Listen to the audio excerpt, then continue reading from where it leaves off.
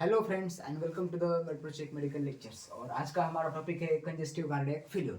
तो कार्डियक का जितना भी आपका एमएसएन के लिए सिलेबस है तो उसमें बच्चों को हट जाने वाला टॉपिक क्या है आपका कंजेस्टिव कार्डियक फेलियर। तो हम कंजेस्टिव कार्डियक फेलियर को आज बहुत ही इसी तरीके से जानेंगे, उसका पैथोफिजियोलॉजी जो कि बहुत बच्चों को हट जाता है। तो कंजेस्टिव कार्डियक फेलियर यानी कि हमारा हार्ट फेलियर हो जाना, उसे हम आज के वीडियो में देखते हैं। तो सबसे पहले देखते हैं उसका डेफिनेशन। तो डेफिनेशन में क्या आता है, a physiological state in which physiological यानी कि functional state in which heart is incapable to pump the blood according to metabolic need of the body। यानी कि हमारी बॉडी की जितने भी मेटाबॉलिक नीड्स है, यानी कि जितनी भी हमारे बॉडी को ब्लड की जरूरत है उतना ब्लड हमारा हार्ट पंप कर नहीं पाता, उसे हम क्या कहते हैं, congestive cardiac failure. So it is the inability to या फिर incapability of our heart to pump the sufficient amount of blood according to the metabolic need of the body, उसे हम क्या कहते हैं, कंजेस्टिव कार्डियक फेलियर। डेफिनेशन को note down कर लो।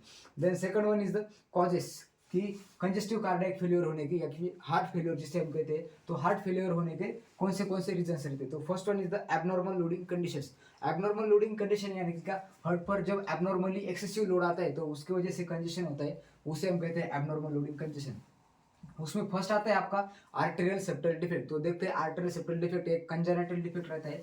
तो इसमें क्या रहता है, ये हमारा राइट एट्रियम में और ये हमारा लेफ्ट एट्रियम में। तो राइट एट्रियम और लेफ्ट एट्रियम को जो डिवाइड करता है उसे हम क्या कहते हैं, इंटर आर्टेरियल सेप्टम कहते हैं। तो इस सेप्टम में क्या रहता है, एक एबनॉर्मली होल प्रेजेंट रहता है जिसे हम क्या कहते हैं, फोरामन ओवल कहते हैं। जब भी हम बच्चों का या फिर हमारा जो फिटस सर्कुलेशन देखते हैं तो फिटस सर्कुलेशन में राइट एट्रियम और लेफ्ट एट्रियम एक दूसरे से कनेक्टेड रहते हैं, उसे हम, और वो जो होल रहता है उसके बीच में उसे हम फोरामन ओवल कहते हैं। तो वो जो फोरामन ओवल रहता है वो at the time of birth close हो जाता है, और अगर कंजेनिटली किसी बच्चे में वो ओपन रहता है तो उसे हम आर्टेरियल सेप्टल डिफेक्ट कहते हैं। सेप्टल यानी कि क्या, septum is the divideation between the two atriums और टू वेंट्रिकल्स, उसे हम क्या कहते हैं, सेप्टम कहते हैं। जैसा आर्टेरियल सेप्टम रहता है वैसा वेंट्रिकल का भी सेप्टम रहता है, और उधर भी एबनॉर्मल ओपनिंग हो जाती है तो उसे हम क्या कहते हैं, वेंट्रिकुलर सेप्टल डिफेक्ट। तो arterial septal defect and ventricular septal defect are the two important causes for the congestive cardiac failure. तो इससे कंजेस्टिव कार्डियक फेलियर कैसे होता है उसकी हम पैथोफिजियोलॉजी देखते हैं। तो जब भी हार्ट का जो लेफ्ट एट्रियम है तो लेफ्ट एट्रियम में आपका जो लंग्स है, लंग्स जो ऑक्सीजनेटेड ब्लड कलेक्ट कर दिलाता है वो आपके किधर आता है, आपका आता है लेफ्ट एट्रियम में। तो जब हार्ट कॉन्ट्रैक्ट होता है, उसके जब आर्टेरियल कॉन्ट्रैक्ट एट्रियम्स कॉन्ट्रैक्ट होते हैं तो ये ब्लड आता है आपके इधर, जो एबनॉर्मली ओपनिंग रहती है तो ओपनिंग की वजह से क्या रहता है, वो ब्लड आता है आपके राइट एट्रियम में। उसका जो नॉर्मली फ्लो है तो नॉर्मली फ्लो कैसा रहता है, लेफ्ट एट्रियम से नॉर्मली वो जाता है लेफ्ट वेंट्रिकल में। बट अगर इधर एक एबनॉर्मल ओपनिंग है तो उस ओपनिंग की वजह से क्या होता है, ये ब्लड आता है आपके राइट एट्रियम में और उधर से फिर जाता है राइट वेंट्रिकल में। तो ऐसा होता है एबनॉर्मली आपके राइट साइड पर हार्ट का ज्यादा प्रेशर आ जाता है या फिर इधर कंजेशन होने के चांसेस बढ़ जाते हैं आपके सेप्टल डिफेक्ट में। वैसा ही रहता है आपका ventricular septal defect. Ventricular septal defect में भी आपका राइट साइडेड हार्ट फेलियर होने के चांसेस बढ़ जाते हैं। So this are the preload के जो मेन कारण है वो है arterial septal defect and ventricular septal defect. Then next one is the hypervolemia. अभी हाइपरहोल्मिया क्या रहता है, हाइपरहोल्मिया यानी कि आपका जो प्लाज्मा है उसका वॉल्यूम बढ़ जाता है जब भी पेशेंट ज्यादा वाटर इनटेक करते हैं और उसकी जो किडनी फेलियर रहते हैं तो उस कंडीशन में हाइपरहोल्मिया होने के चांसेस रहते हैं। उस कंडीशन में भी कंजेस्टिव कार्डियक फेलियर हो जाता है, क्योंकि जब हाइपरहोल्मिया रहता है तो ज्यादा ब्लड आपके हार्ट के पास आता है, अल्टीमेटली आपके हार्ट पर लोड आता है और आपको कंजेस्टिव कार्डियक फेलियर होता है। Then second one is the mitral valve stenosis. तो माइट्रल वॉल स्टेनोसिस और एओर्टिक वॉल स्टेनोसिस ये भी दो बहुत ही इंपॉर्टेंट रीजन है। अभी स्टेनोसिस यानी कि पिछली वीडियो में हमने देखा था माइट्रल स्टेनोसिस का जो वीडियो है उधर आप जाकर एक बार देखो कि माइट्रल स्टेनोसिस यानी कि स्टेनोसिस का मीनिंग क्या है। तो स्टेनोसिस क्या रहता है, stenosis is the narrowing of the arteries या फिर नैरोइंग जो भी ओपनिंग्स है उसका जब नैरो हो जाता है उसे हम क्या कहते हैं, स्टेनोसिस कहते हैं। तो एओर्टिक स्टेनोसिस और पल्मोनरी स्टेनोसिस, ये क्या आपका एओर्ट है तो ये हुआ आपका एओर्टिक वॉल और इधर हुआ आपका पल्मोनरी वॉल। तो इन दोनों वॉल का जब स्टेनोसिस हो जाता है यानी कि जब ये वॉल नैरो हो जाता है तो कौन सा डिफेक्ट आता है हार्ट में। तो सबसे पहले क्या देखते हैं हम, पल्मोनरी ट्रंक का जो वॉल है तो उसे हम क्या कहते हैं, पल्मोनरी स्टेनोसिस। जब पल्मोनरी स्टेनोसिस होता है तो जब भी आपका हार्ट कॉन्ट्रैक्ट करेगा, लेफ्ट जब आपके राइट वेंट्रिकल कॉन्ट्रैक्ट करेगा तो क्या होगा, आपका जो ब्लड है जो नॉर्मली आपके पल्मोनरी ट्रंक में जाता है तो स्टेनोसिस की वजह से वो ब्लड इधर ही रुक जाएगा और राइट वेंट्रिकल फेलियर होने के चांसेस उसमें बढ़ जाते हैं। सेम आपके लेफ्ट साइड में होता है, जब आपका हार्ट कॉन्ट्रैक्ट होता है तो अगर आपको एओर्टिक स्टेनोसिस है तो एओर्टिक स्टेनोसिस में भी क्या होता है, आपका ब्लड एओर्टा में नहीं जा पाता, अल्टीमेटली वो लेफ्ट वेंट्रिकल में बच जाता है और लेफ्ट वेंट्रिकल में जब वो ज़्यादा से ज़्यादा ब्लड इकट्ठा होता है तो इसका क्या होता है, हाइपरट्रॉफी हो जाता है। हाइपरट्रॉफी यानी क्या, इंक्रीज इन द साइज, और आपको कंजेस्टिव कार्डियक फेलियर हो जाते हैं। तो ये थे हमारे जो लोडिंग के जो चांसेस है या फिर लोडिंग के जो रीजन है, तो ये एबनॉर्मल लोडिंग के रीजन होते हैं। उसमें क्या क्या देखा हमने, arterial septal defect, then ventricular septal defect, then hypervolemia, then pulmonary stenosis and aortic stenosis. Then next one देखते हैं हम एबनॉर्मल मसल फंक्शन, यानी कि हार्ट के जो मसल के जो फंक्शन है, अगर उस मसल फंक्शन में कुछ एबनॉर्मलिटी आ जाती है तो उसकी वजह से भी कार्डियक फेलियर हो सकता है। यानी कि अगर इसके कुछ मसल में दिक्कत आ जाती है या फिर उसके मसल्स को नेक्रोसिस हो जाता है, इन्फ्रैक्शन हो जाता है या फिर इन्फेक्शन हो जाता है, तो उस कंडीशन में वो उसका जो प्रॉपर फंक्शन है, वो प्रॉपर फंक्शन वो मसल दिखा नहीं पाएंगे। अल्टीमेटली क्या होगा, हार्ट को जितना ब्लड पंप करना चाहिए वो उतना ब्लड पंप नहीं कर पाएगा और कंजेस्टिव कार्डियक फेलियर हो जाता है। तो एबनॉर्मल मसल फंक्शन में क्या आता है, आपका आता है मायोकार्डाइटिस। मायोकार्डाइटिस यानी कि हार्ट के जो मसल्स है उसका इन्फेक्शन हो जाता है। देन पेरिकार्डाइटिस, यानी कि हार्ट के जो हार्ट की जो पेरिकार्डियल कवरिंग से रहती है, तो उस कवरिंग का जो इन्फेक्शन हो जाता है उसे हम क्या कहते हैं, उसे हम कहते हैं पेरिकार्डाइटिस, जिसके वजह से आपको कंजेस्टिव कार्डियक फेलियर होता है। देन अदर कॉजेस कौन से, increase the emotional and physical stress. जब भी पेशेंट ज़्यादा फिजिकल और इमोशनल स्ट्रेस लेता है तो उसका जो कार्डियक आउटपुट है वो बढ़ जाता है। कार्डियक आउटपुट बढ़ने की वजह से कार्डियक पर लोड भी ज़्यादा पड़ता है और उसकी वजह से भी कंजेस्टिव कार्डियक फेलियर होने के चांसेस बढ़ जाते हैं। देन नेक्स्ट वर्ड क्या है आपका, एनीमिया है, देन आपका थायराइड डिसीज है, देन प्रेगनेंसी में भी कंजेस्टिव कार्डियक होने के 20 चांसेस रहते हैं। देन हाइपरवोल्मिया, जो कि हमने पहले भी देखा था। तो ये थे हमारे सारे कॉजेस। देन उसके बाद हम देखते हैं types of the heart failure की टाइप्स कौन से रहते हैं। तो उसमें दो टाइप के आपके हार्ट फेलियर रहते हैं। तो first one is the left sided heart failure, यानी कि आपका जो आपका लेफ्ट साइड है तो लेफ्ट साइडेड हार्ट फेलियर। तो अभी देखते हैं रीजंस क्या क्या रह सकते हैं कि लेफ्ट साइडेड हार्ट फेलियर होने के क्या क्या रीजन है। तो उसका एक ही रीजन हो सकता है, जो भी आपका ये जो एओर्टिक स्टेनोसिस है, तो एओर्टिक स्टेनोसिस होने की वजह से आपको लेफ्ट वेंट्रिकुलर फेलियर या फिर आपका जो कंजेस्टिव कार्डियक फेलियर है लेफ्ट साइड का वो हो सकता है। Then second one is the right sided heart failure. तो राइट साइडेड हार्ट फेलियर होने के चांसेस कौन से। So first one is the आपका जो पल्मोनरी स्टेनोसिस है, तो पल्मोनरी स्टेनोसिस जब हो जाता है तो उसकी वजह से भी आपको राइट साइडेड हार्ट फेलियर होने के चांसेस बढ़ जाते हैं। देन नेक्स्ट वन हमने क्या देखा था, जो हमारा राइट एट्रियम और लेफ्ट एट्रियम का जो ओपनिंग रहता है उसे हम क्या कहते हैं, आर्टेरियल सेप्टल डिफेक्ट। तो आर्टेरियल सेप्टल डिफेक्ट में भी आपको राइट वेंट्रिकुलर फेलियर या फिर राइट साइडेड हार्ट फेलियर होने के चांसेस बढ़ जाते हैं। And next one is important, that is the our pulmonary embolism. Pulmonary embolism यानी कि क्या, जो भी हमारी पल्मोनरी आर्टरीज है, तो पल्मोनरी आर्टरीज में क्या होता है,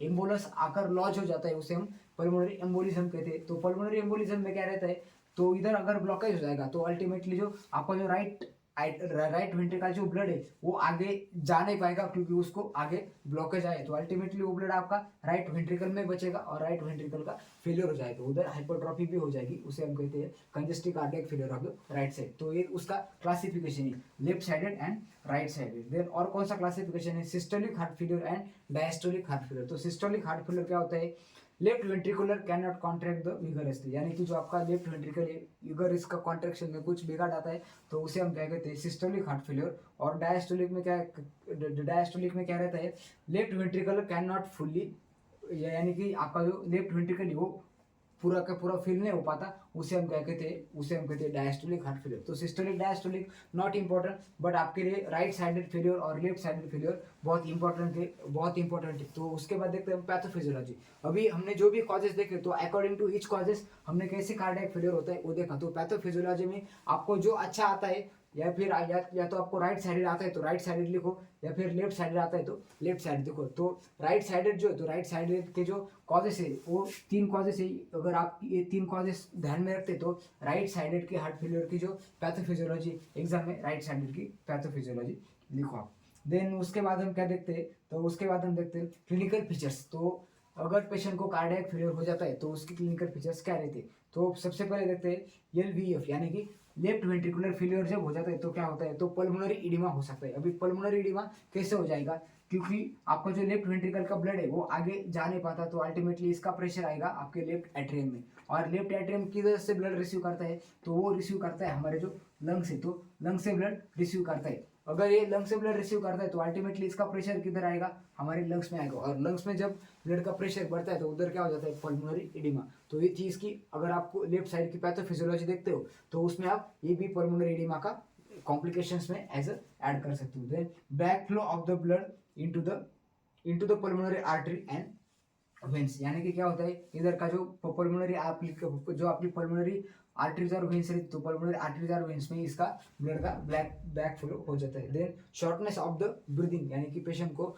आपका जो सांस लेने में दिक्कत आ जाती है। देन इंसोम्निया, यानी कि पेशेंट की जो नींद है वो नींद भी खराब हो जाती है, फिर पेशेंट को कम नींद आती है। देन टैकीकार्डिया यानी कि आपके जो बीट्स है वो हार्ट बीट्स बढ़ जाती है, क्योंकि बॉडी को सफिशिएंट ब्लड नहीं मिल पाता, उसकी वजह से बॉडी ज़्यादा डिमांड करती है ब्लड की, अल्टीमेटली आपको हार्ट को क्या हो जाए टैकीकार्डिया हो जाता है। देन RVF यानी कि राइट वेंट्रिकल फेलियर के क्या क्या साइन एंड सिम्टम है, तो उसमें आता है आपका लिवर कंजेशन। तो लिवर कंजेशन कैसे आता है, जो भी हमारी हेपेटिक वेन्स रहती है, तो हेपेटिक वेन्स आपकी किससे अटैच रहती है, तो वो अटैच रहती है आपके इंफीरियर वेना क्या एक है आपका इंफीरियर वेना क्या हो, और इधर क्या अटैच रहती है आपकी जो हेपेटिक वेन्स रहती है, तो हेपेटिक वेन्स अटैच रहती है। तो हेपेटिक वेन्स किधर से आती है, इधर आपका जो लीवर है, तो लीवर से आती है आपकी हेपेटिक वेन्स। तो जब भी आपको राइट साइडेड हार्ट फेलियर होता है तो उसका प्रेशर आता है आपके राइट एट्रियम में, और राइट एट्रियम का प्रेशर सीधा पड़ता है आपके हेपेटिक वेन्स पर। तो हेपेटिक वेन्स का जो नॉर्मली ब्लड फ्लो इधर राइट एट्रियम को होता है तो हो नहीं पाता, अल्टीमेटली आपका जो ब्लड का कंजेशन हो जाता है वो आपकी लीवर में हो जाता है, और हेपेटोसाइट्स को इन्फ्लेमेशन हो जाता है, उससे हम क्या कहते हैं liver congestion. Then abdominal pain और एनोरेक्सिया, देन वीकनेस और एंकर एडिमा बहुत ही इंपॉर्टेंट टॉपिक है हमारे कंजेस्टिव कार्डियक फेलियर का, बहुत ही साइन एंड सिम्टम है जो कि इंपॉर्टेंट है। हमारे फिजिकल एग्जामिनेशन में भी हम एंकर एडिमा देखते हैं। तो एंकर एडिमा क्यों होता है, जो भी आपका इंफीरियर वेना केवा है, तो इंफीरियर वेना केवा किधर से ब्लड लेकर आता है, जो भी आपकी बॉडी की लोअर साइड है, तो लोअर साइड से आपका ब्लड ऊपर ले आता है। तो क्या होता है जब इधर ब्लड जाने को जगह नहीं रहती, तो अल्टीमेटली ये ब्लड क्या होता है उधर ही एक्सपांड हो जाता है। अभी कैसे एक्सपांड हो जाता है, तो ये जो आपकी नॉर्मल वेन है, जब इसमें ब्लड प्रेशर ज़्यादा बढ़ता है तो उसका क्या होता है डायलेशन हो जाता है। अभी जब वेन का जब डायलेशन हो जाता है तो उसकी जो इपिथेलियल लेयर्स रहती है, तो सपोज ये आपकी वेन है और ये इसकी क्या है एक इपिथेलियल लेयर है, तो इस इपिथेलियल लेयर में क्या जाता है जब इसका डायलेशन होता है तो इस इपिथेलियल लेयर का दो सेल्स के बीच का क्या रहता है गैप बढ़ जाता है, और जब गैप बढ़ता है तो इसका अंदर का जो फ्लूइड है वो आपके एक्स्ट्रा सेल्युलर प्लेस में आ जाता है। इसकी वजह से क्या होता है इधर इडिमा फॉर्म हो जाता है। इडिमा यानी कि क्या accumulation of the fluid, abnormal fluid जो है वो आपके वेसल से बाहर आता है, अल्टीमेटली उधर इडिमा फॉर्म हो जाता है। अगर आपका जो इंफीरियर वेना क्या है, तो इंफीरियर वेना क्या किधर से ब्लड लाता है, वो लाता है हमारे लोअर लिम्ब का ब्लड, तो अल्टीमेटली आपके लोअर लिम्ब में इडिमा होने के चांसेस बढ़ जाते हैं, उससे हम एंकर इडिमा कहते हैं। जो भी आपका पिटिंग इडिमा रहता है तो उधर पिटिंग इडिमा प्रेजेंट रहता है। Then abnormal body fluid in the body cavity, इसमें आसाइटिस होने के चांसेस भी बढ़ जाते हैं, क्योंकि अगर लीवर में कंजेशन होता है तो लीवर में ब्लड किधर से, लीवर में जो वाटर आता है वो किधर से आता है, वो आता है हमारे जो पोर्टल वेन्स कैरी करती है किधर से, हमारे जो इंटेस्टाइन है, तो इंटेस्टाइन से हमारा ब्लड कैरी करती है पोर्टल वेन्स और फिर ड्रेन करती है लीवर में। तो लीवर में अगर कंजेशन हो जाता है तो अल्टीमेटली उसका प्रेशर हमारे एब्डोमेन के जो वेन्स है उधर आता है पोर्टल वेन्स में, और इधर आसाइटिस होने के चांसेस भी ऐसे पेशेंट में बढ़ जाते हैं। Then next one is the और अदर कौन से फीचर्स है ये हुए हमारे राइट साइड के sign symptoms and left side के sign symptoms. Then next one is the tachycardia, हमें अभी देखा टैकीकार्डिया क्यों होता है। Then increase the pulse rate, then cardiomegaly, this is also important symptom. तो कार्डियोमेगली क्या होता है, कार्डियो यानी कि हार्ट, मेगली यानी का इंक्रीज इन द साइज, क्योंकि अगर हार्ट में ज़्यादा ब्लड इकट्ठा होकर रहता है तो अल्टीमेटली उस पर प्रेशर आता है और उसकी साइज बढ़ जाती है। किसी भी ऑर्गन पर जब ज़्यादा स्ट्रेस आता है तो उसकी सेल्स अल्टीमेटली डिवाइड होती है और उसका साइज बढ़ता है, उसे हम क्या कहते हैं हाइपरट्रॉफी और हाइपरप्लाजिया। तो उसका हाइपरट्रॉफी और हाइपरप्लाजिया हो जाती है, अल्टीमेटली हार्ट का साइज बढ़ जाता है, उसे हम कार्डियोमेगली भी कहते हैं। देन नेक्स्ट वन क्या है हमारा साइन एंड सिम्टम्स में, तो इतने हमारे साइन एंड सिम्टम्स है। देन देखते हैं इसके कॉम्प्लिकेशंस। तो कंजेस्टिव कार्डियक फेलियर की क्या क्या कॉम्प्लिकेशंस है, कार्डियक अरेस्ट आ सकता है, देन कार्डियक अरिथमियास आ सकता है, और मायोकार्डियल फेलियर यानी कि आपका हार्ट पूरा फेल भी हो सकता है, और उसकी वजह से अगर आपका हार्ट पूरा फेल हो जाए तो आपको हार्ट ट्रांसप्लांट एक simple surgery, not a simple surgery, ये इसी अगर जब आपको कंजेस्टिव कार्डियक फेलियर हो जाते हैं तो उस कंडीशन में आपको एक हार्ट का ट्रांसप्लांट करने का वही एक उपाय बच जाता है, उसको और कुछ सर्जरी काम नहीं आती। देन नेक्स्ट वन देखते हैं डायग्नोस्टिक इवेल्युएशन। तो फिजिकल एग्जामिनेशन में हम क्या देखेंगे, उसका जो एसाइटिस है, एसाइटिस वगैरह देखेंगे। देन पेशेंट को ब्रीदिंग करने में कुछ दिक्कतें हो रही है क्या, उससे देखेंगे। Then important sign ankle edema देखेंगे। देन हम पेशेंट का क्या करते हैं टू डायमेंशनल इकोकार्डियोग्राम करते हैं, तो उसमें हम क्या देखते हैं पेशेंट को कुछ आर्टेरियल फेल्यूर है क्या, वेंट्रिकुलर फेल्यूर है क्या, वो देखते हैं। देन उसका कार्डियोमेगली, कार्डियक का साइज कितना है वो देखते हैं। देन चेस्ट एक्सरे करते हैं, एबीजी करते हैं, एबीजी यानी कि का आर्टेरियल ब्लड गैस, आपके जो आर्टरी का ब्लड है उसमें कितना ऑक्सीजन है, कितना कार्बन डाइऑक्साइड है, एसिडोसिस अल्कोलोसिस मॉनिटर करने के लिए हम एबीजी करते। देन इकोकार्डियोग्राम करते। तो ये था हमारा डायग्नोस्टिक इवेल्युएशन। देन उसके बाद हम देखते हैं मेडिकल मैनेजमेंट कि इस कंडीशन को मेडिकली कैसे मैनेज कर सकते हैं। हम पूरा डिसीज कंडीशन तो मैनेज नहीं कर सकते, बट अल्टीमेटली जो पेशेंट के साइन एंड सिम्टम्स है उसको एक रिहेबिलिटेशन प्रोवाइड कर सकते हैं। सो फर्स्ट वन इधर डायरेटिक्स। तो डायरेटिक्स में हम कौन सा देखें, फ्यूरासेमाइड और थायजाइड्स। ये जो डायरेटिक्स है ये हम देखें। तो फ्यूरासेमाइड क्या करता है, फ्यूरासेमाइड हमारा लूप डायरेटिक है। वो क्या करता है, हमारे जो नेफ्रॉन्स रहती है तो नेफ्रॉन्स पर एक्ट करता है, और हमारा जो क्लोराइड रहता है और सोडियम रहता है तो सोडियम और क्लोराइड का जो रिएब्जॉर्प्शन होता है उसे रोक देता है। अल्टीमेटली ज़्यादा सोडियम और क्लोराइड बॉडी से बाहर जाता है और ज़्यादा से ज़्यादा वाटर भी उसके साथ बाहर जाता है। तो ये था हमारा इंपॉर्टेंट ड्रग फ्यूरासेमाइड, जो कि हम प्रीलोड कम करने के लिए देते हैं, उसे हम डायरेटिक्स कैटेगरी में कैटेगराइज करते हैं। Then positive inotropic drug. तो पॉजिटिव आइनोट्रोपिक यानी कि क्या, जो भी हमारे हार्ट की जो पंपिंग की कैपेसिटी है तो उसे जो बढ़ाता है उसे हम क्या कहते हैं, आइनोट्रोपिक ड्रग कहते हैं। तो इसमें कौन सा आता है, आपका डायगोक्सिन आता है और डोपामाइन आता है। तो ये दो ड्रग हम बहुत ही कॉमनली यूज करते हैं कंजेस्टिव कार्डियक फेलियर में। देन वैसोडायलेटर्स यूज करते हैं। वैसोडायलेटर्स क्या करते हैं कि जो भी एबनॉर्मली प्रेशर आपका हार्ट पर आ जाता है तो उसे कम करने के लिए हम वैसोडायलेटर्स देते हैं। तो जब आपकी पेरिफेरल वेसल जब डायरेक्ट हो जाती है तो ज़्यादा से ज़्यादा ब्लड आपके वेसल्स में रुक जाता है और हार्ट पर जो लोड आता है तो जिसे हम प्रीलोड कहते हैं, तो उस प्रीलोड को कम करने के लिए आपका वैसोडायलेशन भी एक बहुत ही इंपॉर्टेंट है। तो वैसोडायलेट, तो वेसल्स को डायरेक्ट करने के लिए हम कौन सा ड्रग देते हैं, तो उसमें हम नाइट्रेट्स देते हैं पेशेंट को। Then ACE inhibitors. तो ईसी इनहिबिटर्स को हम क्या कहते हैं, एंजियोटेंसिन कन्वर्टिंग एंजाइम। तो एंजियोटेंसिन कन्वर्टिंग एंजाइम क्या कहते हैं, जो भी हाइपरटेंशन है हाइपरटेंशन को कम करने के लिए देते हैं। और जो आपका जो आफ्टर लोड है, आफ्टर लोड को भी आप हमारा जो एसी इनहिबिटर है वो कम करते हैं। तो इसमें एग्जांपल कौन से, कैप्टोप्रिल और इनालाप्रिल, ये ड्रग्स हम देते हैं। तो ड्रग्स को एक बार हम इधर इन्यूमरेट करते हैं, आप नोट डाउन कर लेना। फर्स्ट वन क्या देते हैं हम, डायरेटिक्स देते हैं। तो डायरेटिक्स में कौन से देते हैं हम, फ्यूरासेमाइड, इसे हम लैसिक्स भी कहते हैं, जो कि हमारे ट्रेड नेम से आता है। देन नेक्स्ट वन इज कौन सा देखते हैं हम, पॉजिटिव आइनोट्रोपिक ड्रग। तो आइनोट्रोपिक में कौन से देते हैं हम, डायगोक्सिन देते हैं और डोपामाइन देते हैं। आइनोट्रोपिक इसमें कौन सा देते हैं हम, डायगोक्सिन और dopamine. Then next one is a vasodilator. तो वैसोडायलेटर में हम कौन सा ड्रग देते हैं, हम देते हैं पेशेंट को नाइट्रेट्स देते हैं।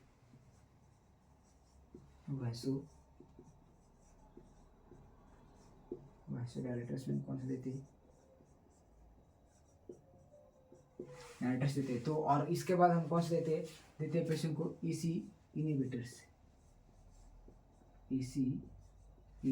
तो ईसी इनहिबिटर्स में हम कौन सा देते हैं, कैप्टोप्रिल और इनालाप्रिल। और इनालाप्रिल। तो ये सारे ड्रग्स है, ये ड्रग्स हम पेशेंट को कंजेस्टिव कार्डियक फेलियर में देते हैं। तो ये थी हमारी मेडिकल मैनेजमेंट। देन उसके बाद हम देखते हैं सर्जिकल मैनेजमेंट। तो ऐसा मैंने अभी बताया था कि हमको एक ही सर्जरी इसमें करनी पड़ती है, वो है कार्डियक ट्रांसप्लांटेशन या फिर हार्ट ट्रांसप्लांटेशन। जो भी हार्ट आपका फेल हुआ है तो उसे हम डायरेक्टली एक दूसरा हार्ट उस पेशेंट को देते हैं, उसे हम क्या कहते हैं, हार्ट ट्रांसप्लांटेशन कहते हैं। देन नर्सिंग मैनेजमेंट क्या रहता है, तो नर्सिंग मैनेजमेंट की जो भी हमारे बीपी मॉनिटर करने का रहता है। देन पेशेंट का फ्लूइड वॉल्यूम, इसका आउटपुट इन और उसका जो इनटेक और आउटपुट है वो मेंटेन करना रहता है। देन पेशेंट को हेल्थ एजुकेशन प्रोवाइड करना रहता है, पेशेंट को मेडिकेशंस वगैरह देते हो, ये सारे हमारे नर्सिंग मैनेजमेंट में आता है। देन पेशेंट को डायरेटिक्स प्रोवाइड करते हैं। देन सेमी फाउलर पोजीशन देते हैं। सेमी फाउलर पोजीशन क्या करती है, लंग एक्सपांशन कराती है, जिसकी वजह से पेशेंट को साइनोसिस वगैरह कुछ होने से पेशेंट को बचाता है। Then administer the cardiac drugs, जो भी आपके एनोट्रोपिक ड्रग्स है, डायगोक्सिन, डोपामाइन, तो ये सारे ड्रग हम पेशेंट को देते हैं। तो ये थी हमारी नर्सिंग मैनेजमेंट। तो नर्सिंग मैनेजमेंट में आपके क्या विचार है, ये आप कमेंट सेक्शन में जरूर बताना कि आप क्या क्या कर सकते हैं अगर आपके पास कंजेस्टिव कार्डियक फेलियर का पेशेंट आता है। तो अगर आपको ये वीडियो अच्छी लगती है तो आपके फ्रेंड के साथ शेयर करो। वीडियो आपको कैसा लगा हमारे कमेंट सेक्शन में जरूर बताना और मुझे फीडबैक देना। Thank you friends.